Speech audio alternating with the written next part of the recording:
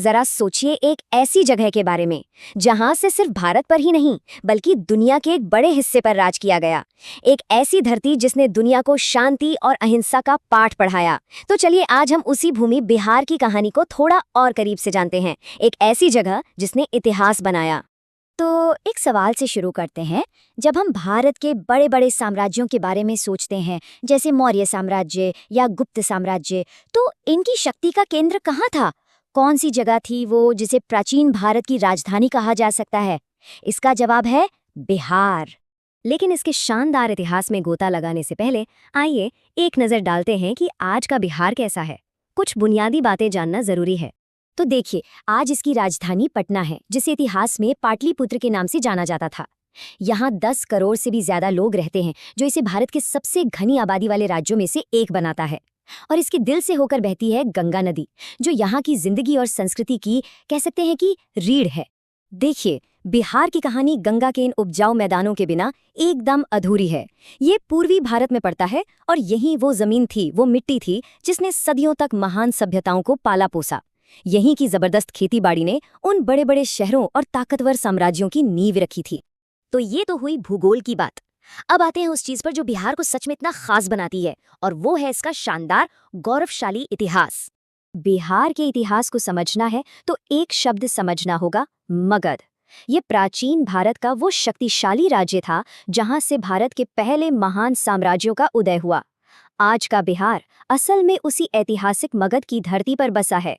ये जो टाइमलाइन है ना, ये दिखाती है कि ये इतिहास कितना गहरा है। सोचिए, 6ठी शताब्दी ईसा पूर्व में मगध का उदय होता है, फिर चंद्रगुप्त मौर्य का विशाल मौर्य साम्राज्य खड़ा होता है, उसके बाद सम्राट अशोक का शासन आता है और फिर गुप्त साम्राज्य का सुनहरा दौर। ये सब कुछ इसी धरती पर हुआ।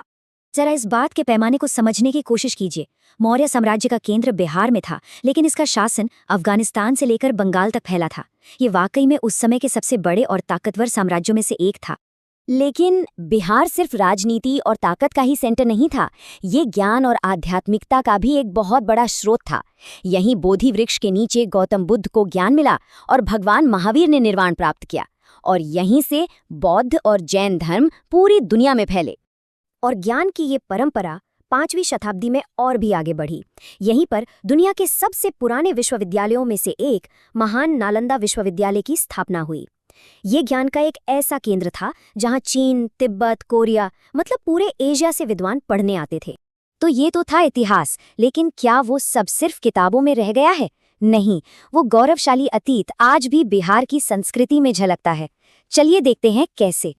बिहार की संस्कृति एक रंगीन चादर की तरह है जिसमें कई रंग हैं। यहाँ भोजपुरी, मैथिली और मगही जैसी मीठी बोलियां हैं।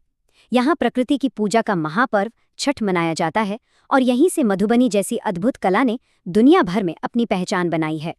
छठ पूजा सिर्फ एक त्योहार नहीं, बल्कि बिहार की आत्मा का एक हिस्सा है। सूर्यदेव को समर्पित ये पर्व प्रकृति के लिए गहरी आस्था और भक्ति को दिखाता है। ये बहुत खास है। और फिर आती है मधुबनी कला, जिसे मिथिला पेंटिंग भी कहते हैं।